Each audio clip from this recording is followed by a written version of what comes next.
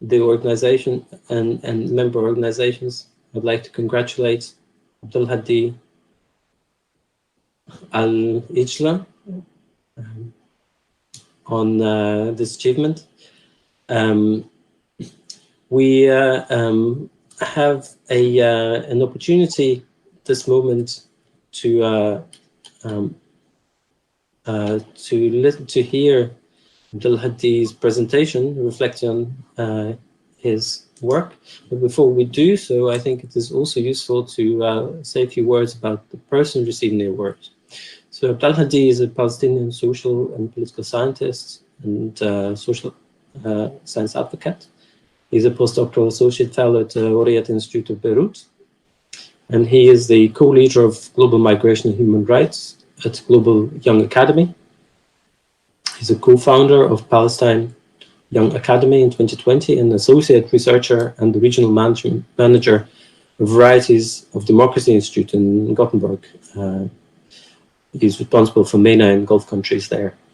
Since April 2018, he's an associate fellow at the Post-Conflict Research Center in Sarajevo, Bosnia and Herzegovina.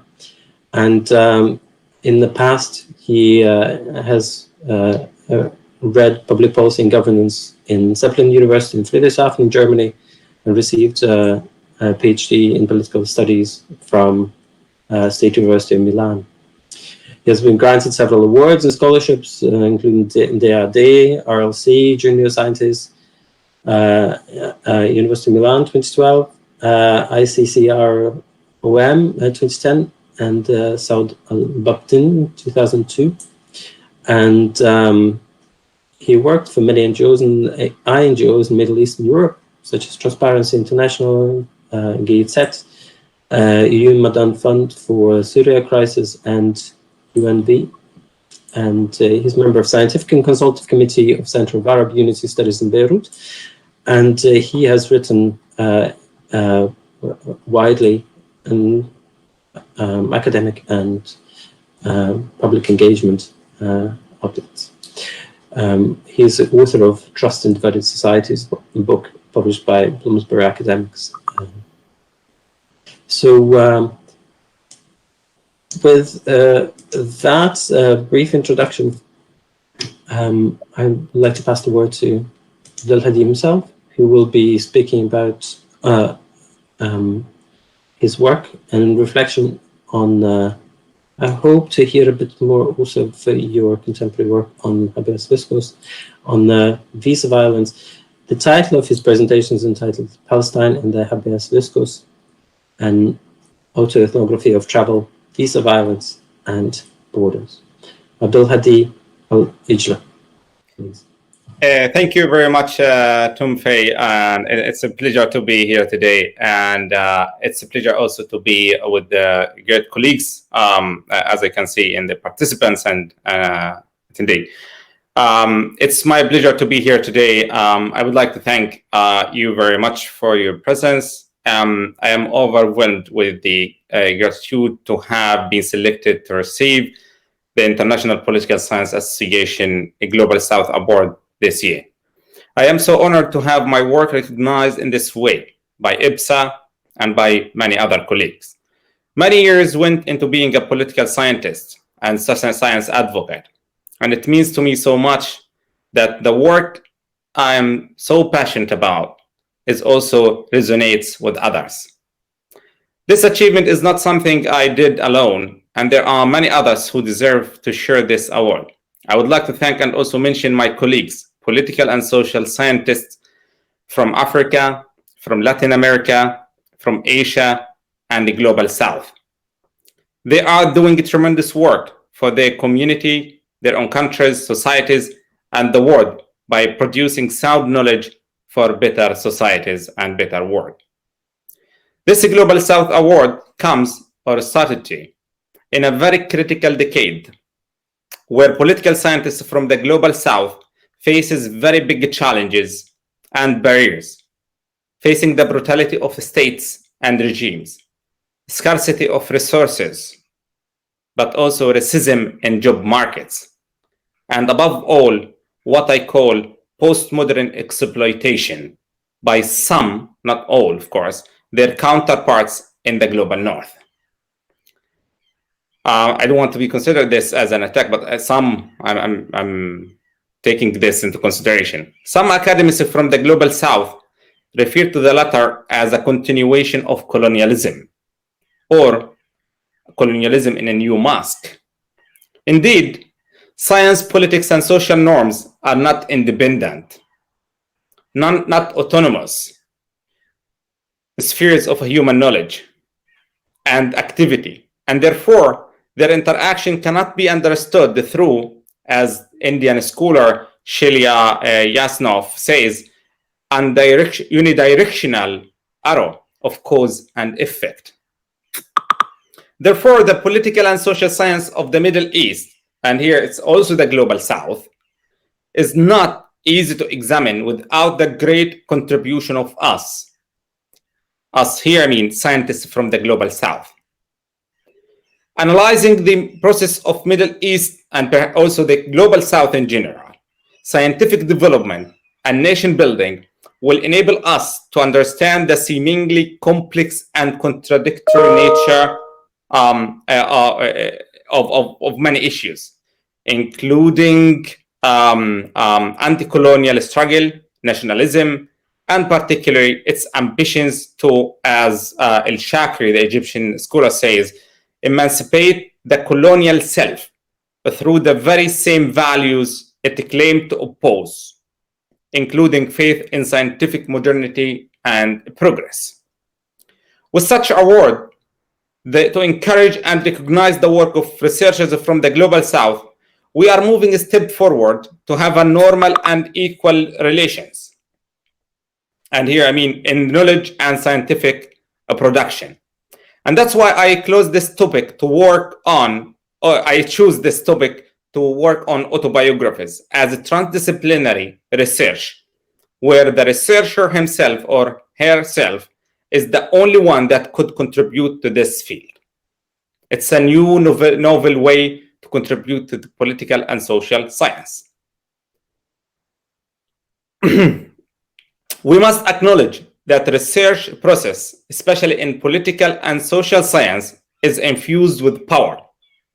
Conceptualized here using Foucauldian understanding of power, conceptualized here and using Foucauldian understanding of power as exercised and at the micro level, and best analyzed by examining strategies, tactics, and procedures. When I was a kid, I always wanted to be Yasser Arafat, the former chief of PLO. But then my parents wanted me to be an engineer, because as in the global south, and I think my peers in the global south, that parents always wanted their highly achieved kids in school to be either medical doctors or engineers. But my interest as an engineer was diminishing day after day. After I graduated from Faculty of Engineering, I decided to pursue my passion and studied again new bachelor degree as political scientist, and I studied cultural studies. Yes, it wasn't a hard decision to take, but how to accomplish it was the hardest. How to be a political scientist. And that's why I decided to write about borders, statelessness, and siege from perspective of a political scientist. In the next sections, I will be discussing very intimate topic to me, but an important, unique, tempting topic to researchers in the field of political and social science in the region and in the global south in general. The first challenge for us who works on regions or regional studies, countries and societies they come from, our own countries, or have an intimate relation with, like countries like in Lebanon, for example, for me, Syria or Iraq, is positionality. Positionality is an important topic, and we always been questioned by our own positionality when we write about our own countries, about our own issues, about our own societies. Therefore, it has become a norm that researchers from the global south cannot work on issues on the global north or issues on a global level. Very rare cases where we see political scientists from the global south work on a global issues, on democracy and democratization.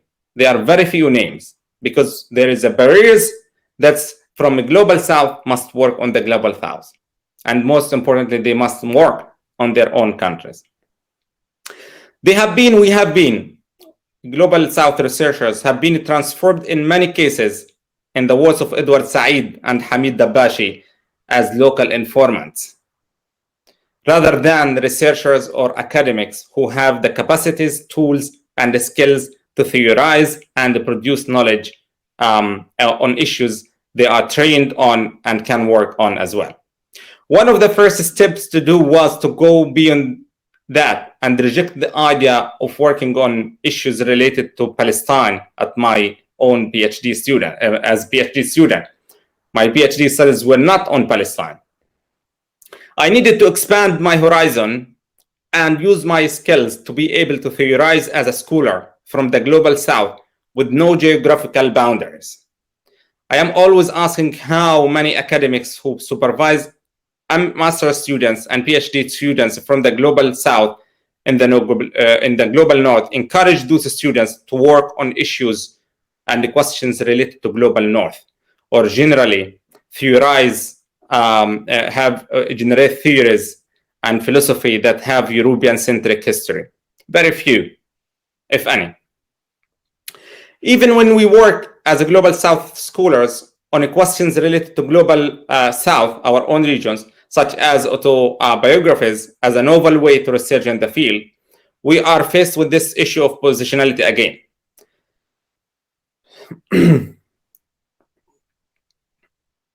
The first challenge here we also face when we write about our own regions and societies is the research subject itself, our lives, and our theoretical framework, which in most cases, when we talk about political scientists, is by researchers from the global north. We always being questioned about this kind of questions. In my case, my research and my project of autobiography and the theoretical frameworks come from the global south. Rarely global north academic write about borders from autobiography perspective, or even on issues related to personal experience, intimate questions. Of course, with somehow a gambit as an exception for that. My theoretical framework is more people like me from the global south, like Khosarvi, Professor Khosarvi from Iran. They suffered, they lost beloved ones, they faced tremendous barriers, and they still facing structural racism. I situate the research question and the research in relation to me and my fellow global south researchers who have written autobiographies. To benefit from this to the most, especially for the field in the field of social and political science, I position myself as a bricoleur. In this project, I layer habeas viscous theory to establish my positionality. Bricolage is a phenomena of leaning into hybridity and cross-disciplinarity. Here, cross-disciplinary research perspective.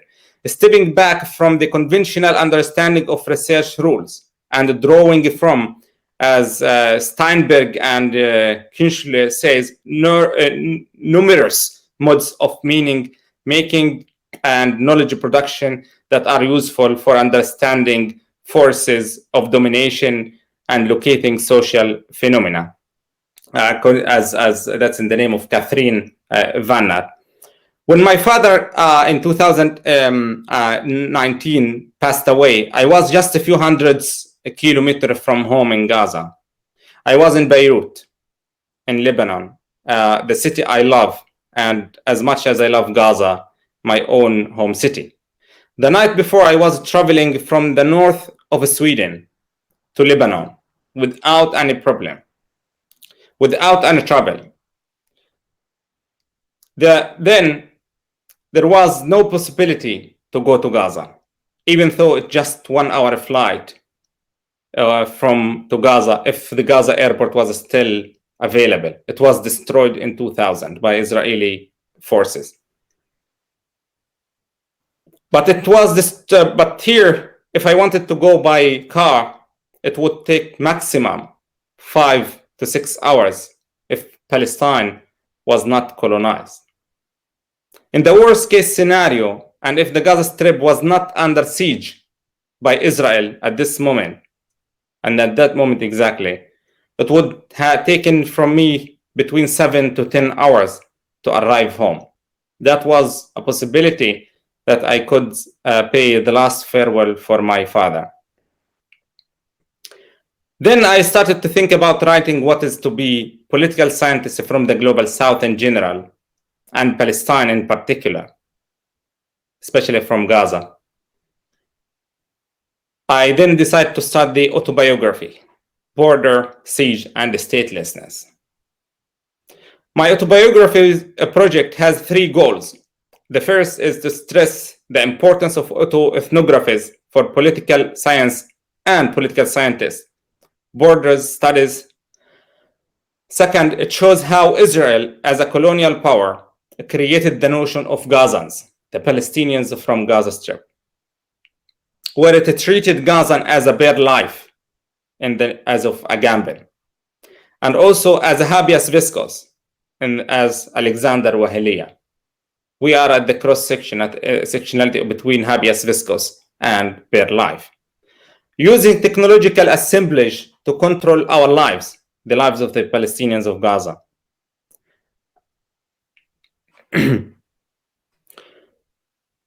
Okay, and how borders, this is to control our lives. And the third reason for this autobiography is to provide a new perspective on how borders affect the stateless people's lives in conflict conditions in general. And here I'm talking about as a political scientist in particular. The shortage of theoretical literature and previous studies on borders from both political and anthropological perspective is due to the restrictions and access primarily by Israel, resulting in the inability of foreign researchers to conduct research in Gaza and on Gaza. We are not allowed to conduct research on Gaza. As Palestinians from Gaza, we cannot travel and we cannot be present outside of the Gaza. Foreign researchers, if they don't have connection with the Israeli military, they cannot enter the Gaza Strip. For the last 30 years, only 3 to 5 researchers have entered the Gaza Strip. And mostly they worked with the Israeli intelligence. Unfortunately, we discovered that after they did their research field. Some of course, there are Sarah Roy, one of the best researchers, but she can't go into Gaza Strip. For the last 30 years, Israel has imposed increasingly strict restrictions on travel in and out of the Gaza Strip, which has negatively affected research collaboration and field visits.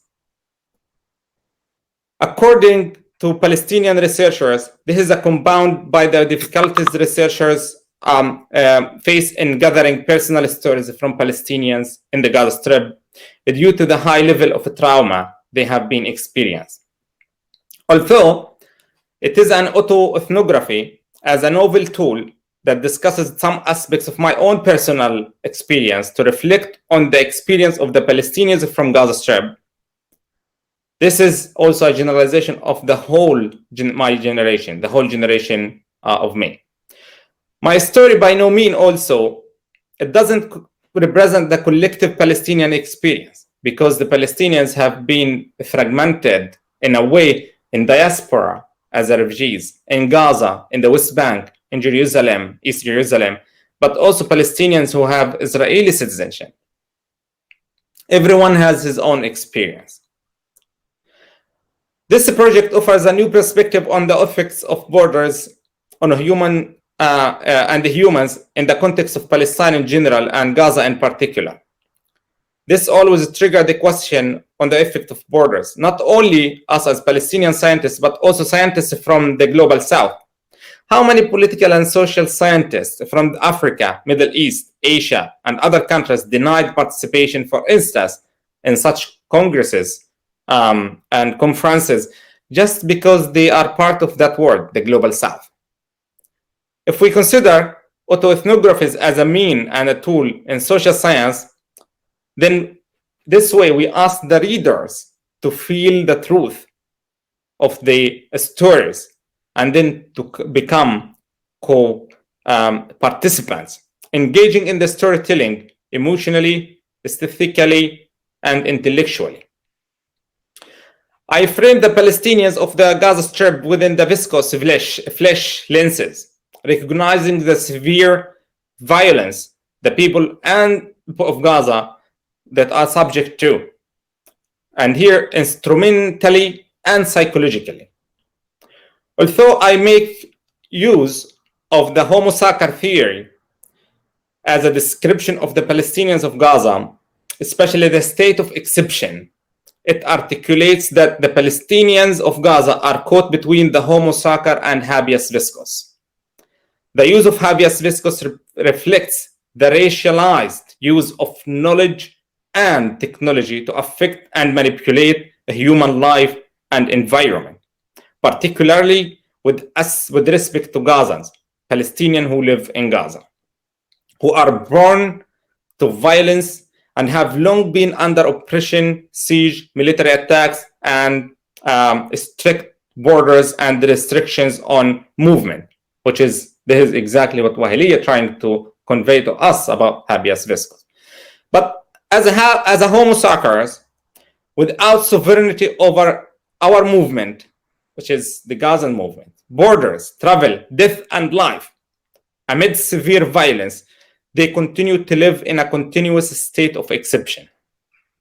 Simultaneously, the Gazans live as an experiment for the use of technology and knowledge made by Israel. Such technologies maintain the state of exception and the production of Palestinians as a Homo sacer. This is exactly when Israel sell weapons, usually in the exhibitions of weapons. I have been there a few times. They write tested on humans, which is, I wonder which humans they tested it on. Let's come to the case of the Gaza Strip. The Gaza Strip has been the focus for most academics and non-academics writing on Palestine, particularly after 1993 Oslo Accord, the Second Intifada, the First Intifada, and the Second Intifada in 2000, the Hamas election in 2006, Gaza blockade, the Hamas-Fatah division, and 4 large-scale Israeli military operations and attacks in the Gaza. In 2008, which I lost 2 of my cousins. In 2009, in 2012, in 2014, and most recently, this May, this year, which we have been witnessed. According to some resources, official resources, Israel has dropped 1 million kg of bombs on Gaza in just less than 2 weeks. Just this year, 1 million. In one night, Israel dropped 300,000 kg over the city of Gaza. 300,000 kg of bombs on Gaza. Prior to the creation of the State of Israel in 1948, Gaza and its district had 53 villages and the 3 main cities, Majdal, Gaza, and Khan Yunis, with a size of 1,111 square kilometers. That's the real Gaza. It was under the British colonial rule since the defeat of the Ottomans in the First World War. After the British withdrawal and the establishment of Israel in 1948, the Gaza district reduced significantly, pursuant to the Rhodos Armistice Agreement in 1949, which ended hostilities between Israel and its Arab neighbors, Egypt, Jordan, Iraq, Lebanon, and Syria. In the Rhodes Agreement, the Green Line was established, separating Israeli-controlled area from the Egyptian-controlled areas and Jordanian-controlled areas in the West Bank.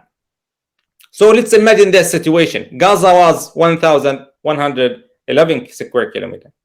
After the Rhodes Agreement, Israel kicked out almost the majority of population of Gaza to the current Gaza main city. Gaza district reduced in size to 365 square kilometer from 1,111, just 20% of its original size.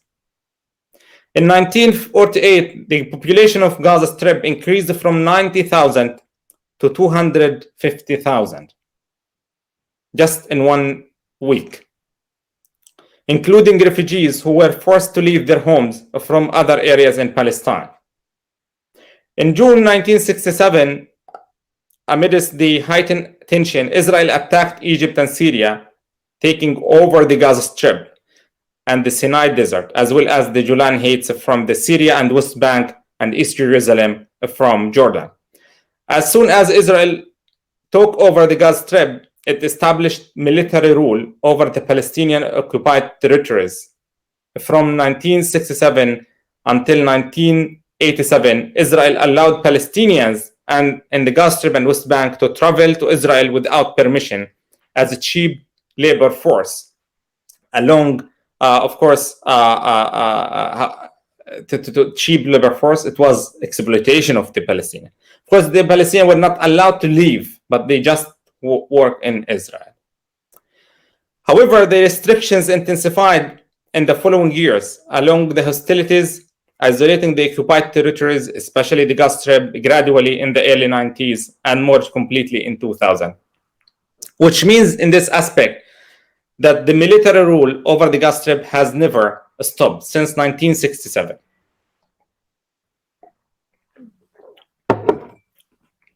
From 1967 until 1994, the Palestinians of Gaza were allowed to travel abroad through the Rafah crossing into Egypt for the education and medical purposes only after obtaining a military permission from the Israeli army, which Gazans still need this permission until today, by the way. The whole territories and bordering politics were redesigned to ensure consistent and strong control mechanism over the ability of the Palestinians to move and in and out. In some cases, Israel would issue laissez-passer for Palestinians from Gaza who were unable to obtain travel documents from the United Nations.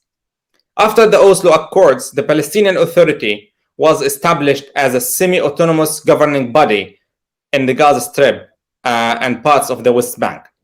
According to the Oslo Accord, the Palestinians issue a travel document to the Palestinians who were born in the occupied territories.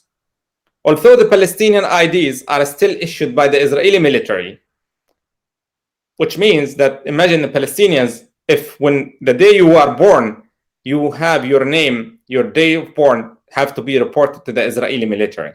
The Palestinians can't. And if you don't report that, Israel wouldn't recognize this person. He would be real homosexual. He would not be recognized. No, just human beings. There are some a few thousand of those people still in Gaza. When Hamas stopped for 1 year to report this to the Israeli military through a third party, Israel stopped allowing food into Gaza Strip. It was a strict siege. What about the colored IDs? I am very interested, if you are very interested on the Palestinian IDs, let me explain to you as a habeas viscus. After 1967 and the occupation of the Gaza Strip, the West Bank and East Jerusalem, Israel issued colored ID cards. Not only one.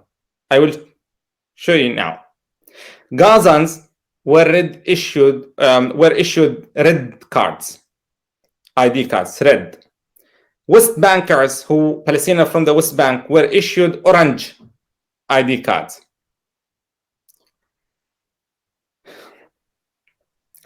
While the Palestinians in East Jerusalem had Azuri blue cards. And the Palestinian in Israel had light blue cards, ID cards. But you have millions of Palestinians in diaspora in Lebanon in refugee camps. They don't have ID cards. They have UN ID cards. In 1994, when the Palestinian came into being, the Palestinian Authority, they changed the color of IDs to green to identify anyone who was over 18 years old in 1994. So if you are 18 from 1994, they issued a new color. It became green. Yes.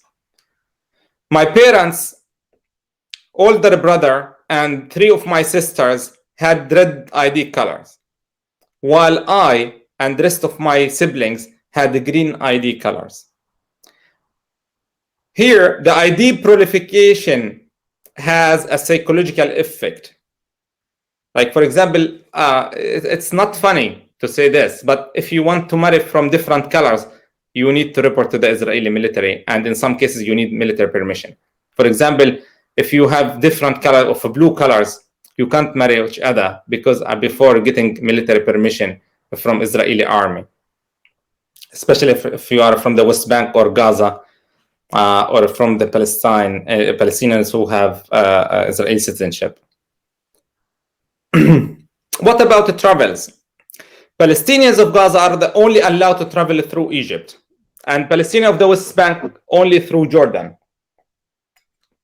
Until 2005, the Israeli military controlled the Rafah crossing, blacklisting, arresting, and banning many Palestinians from returning to Gaza once they left.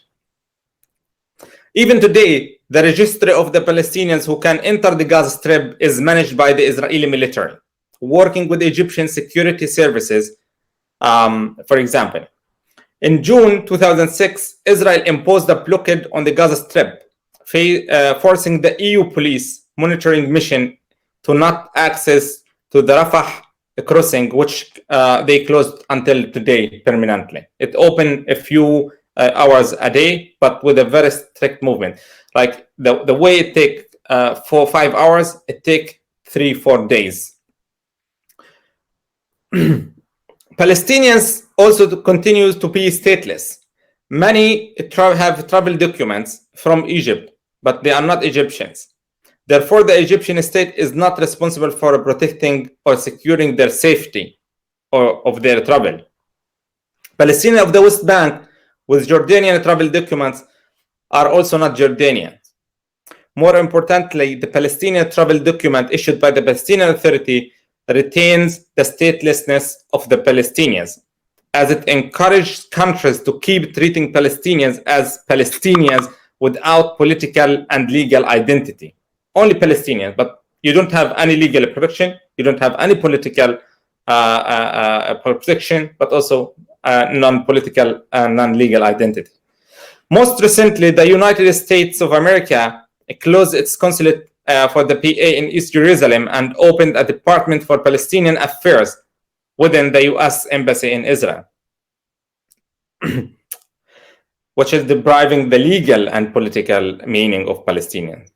Here, let me talk about a state of exception.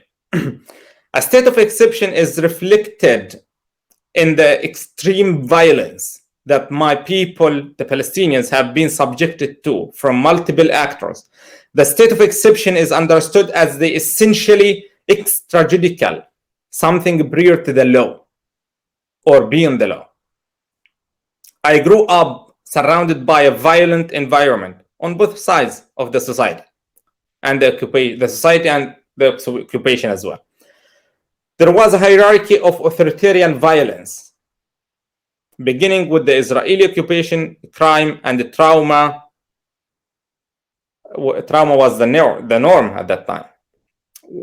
Let me quote here Sarah Roy.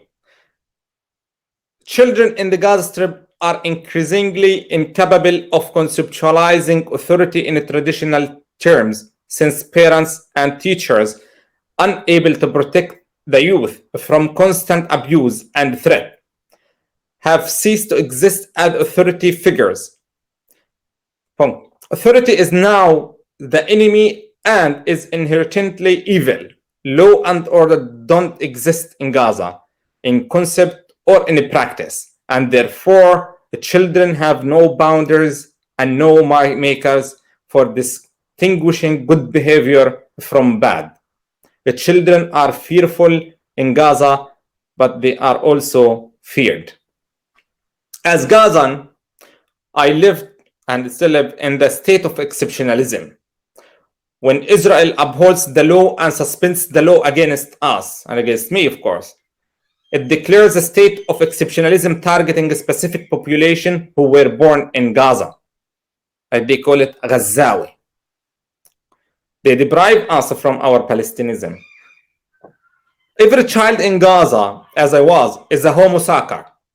Homo sacer is a Gambin's term that describes when the rights of the man are no longer the rights of the citizen. Then he is truly sacred, in the sense that this term had an archaic Roman law, denied to die. We are completely depoliticized bodies who were left vulnerable not only to the violence of occupation, but through daily practices such as regulation and political arrangement. We were also left to the violence of ordinary citizens of Palestinian adults, without being able to protect or defend ourselves. In short, children of Gaza are left to navigate alone a suspended life under oppressive forces and authoritarianism. Unescapable control. As children and later as adults who were born and live in Gaza, where we represented a permanent bare life, excluded from the rights and sovereignty. What about habeas viscus? Here I establish the phenomena of habeas viscus. I am sure many of you have this kind of experience. The lack of visa is not, for example, the lack of visa is not only a restrictive control mechanism on a freedom of movement, but also a mechanism of humiliating people. Passports here are tools that governments use to govern movements of its population.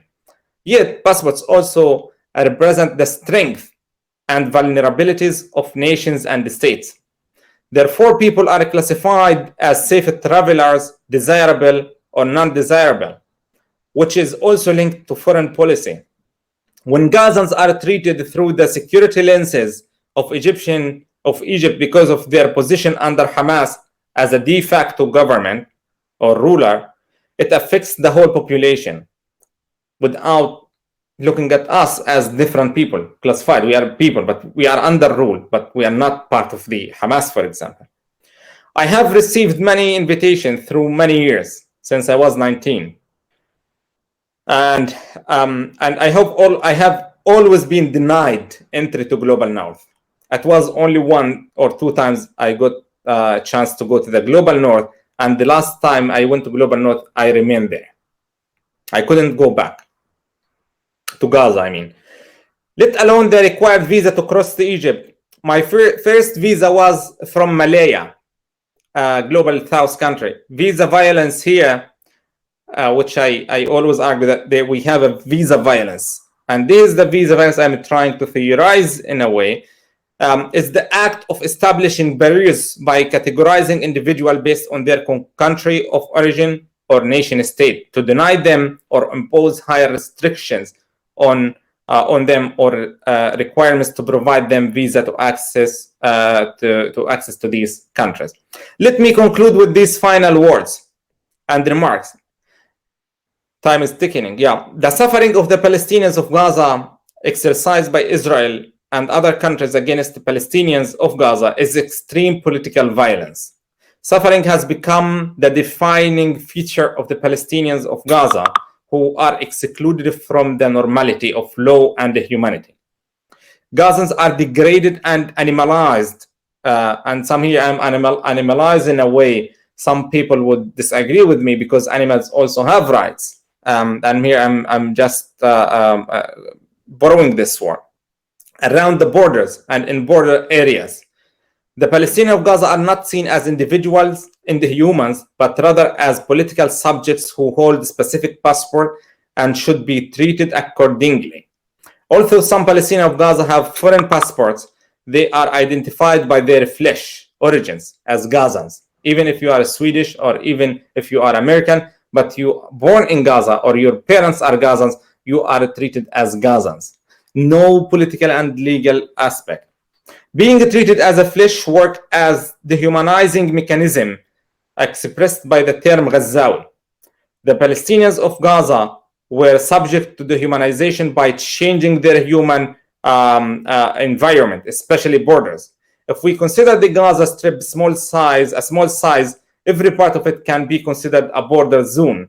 Israel has used technology and development of knowledge to change the Palestinian human environment, lives, and movements, which frame the lives of the Palestinians of Gaza as habeas viscus.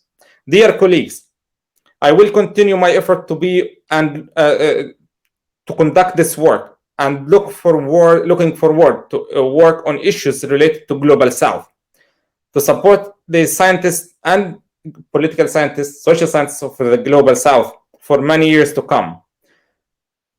Finally, I humbly receive this prestigious award, and I thank you all for listening to me.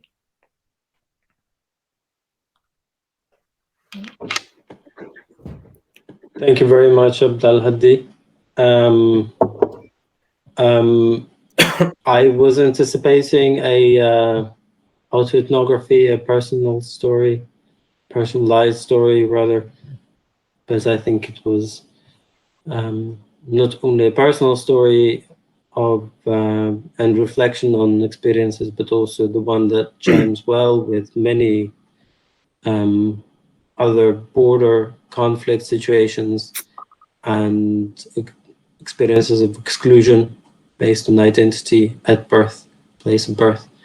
So thank you very much, Abdalhadi, for sharing that with us. I have to return to one of the formal sides of this Global South Award ceremony. And may I ask Haluk from the IPSA staff to assist me in this for a moment? Thank you, Haluk. Since we do not have a tangible certificate to pass to you, Abdalhadi, this is an opportunity for us to present you the virtual one. Thank you. Congratulations again on your awards. And I see from the chat on the side that some other fellow applicants for the same award also have extended their congratulations in recognition of your engagement and your presentation. So thank you again. Abdalhadi Alijla. Thank you. Let me use this opportunity. We have around 12 minutes in this forum left.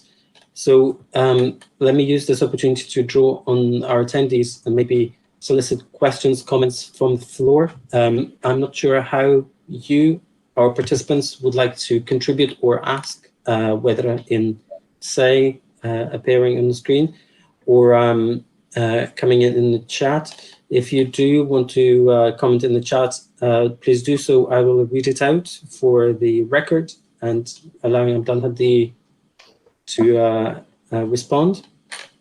Let me just scroll it now. If anyone wants to ask a question by turning on their camera and microphone, you're also welcome to do this. Please be mindful of the time that we have. Opportunity for the audience.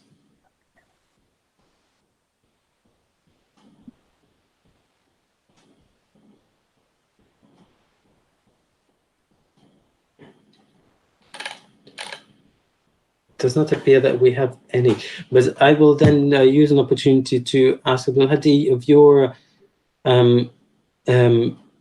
account of bareness of life and that you witness in Palestinian land, and the experiences with political institutions, something that I think also reflects on both on the topic of this Congress, nationalism in the New World, Can you sketch for us a little bit of a dynamic relationship, how the past series of crises that have been affecting global society, particularly impacted on the Palestinian fellows of yours, country fellows, especially I think in the relationship.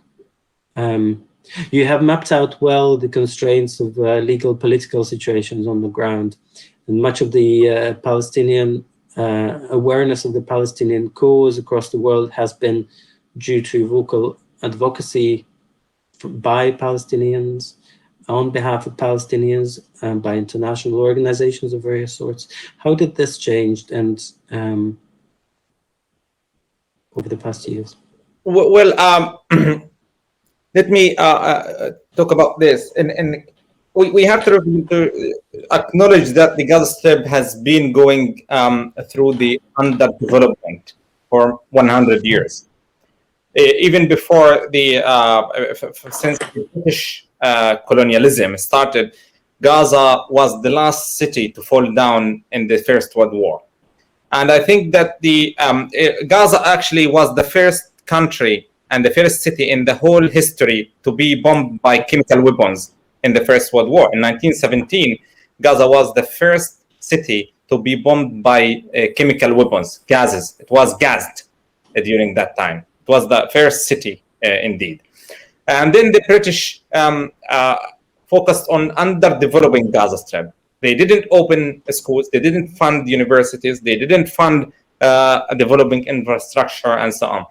While they focused on the north of Palestine during that time, like Haifa, Jerusalem, Nablus, Akka, Jaffa, these cities were more flourishing than the Gaza Strip.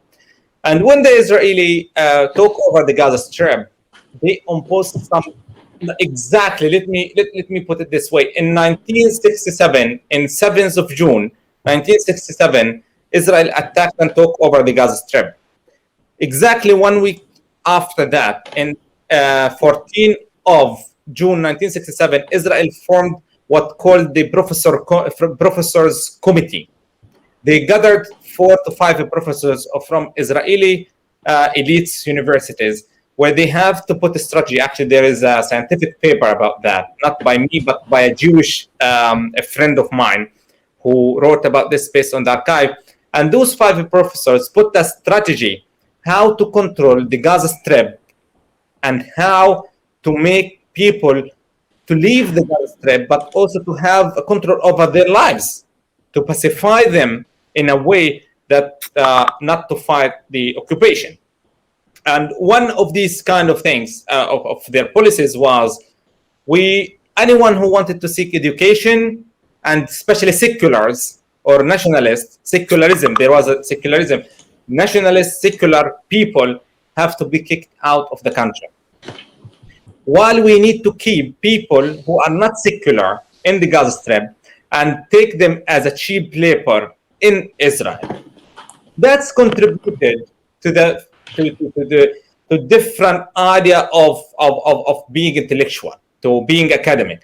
There was very few academics in the Gaza Strip until 1980s, when Palestinians in the Soviet Union started to give Palestinians some kind of scholarships. So they went to study in the Soviet Union. And then some of them returned, some of them stayed. But they were engineers, medical doctors, but not political scientists, not social scientists. After the second Intifada, and then the new generations of the Palestinians and political scientists, social scientists, they started to communicate, they started to learn languages.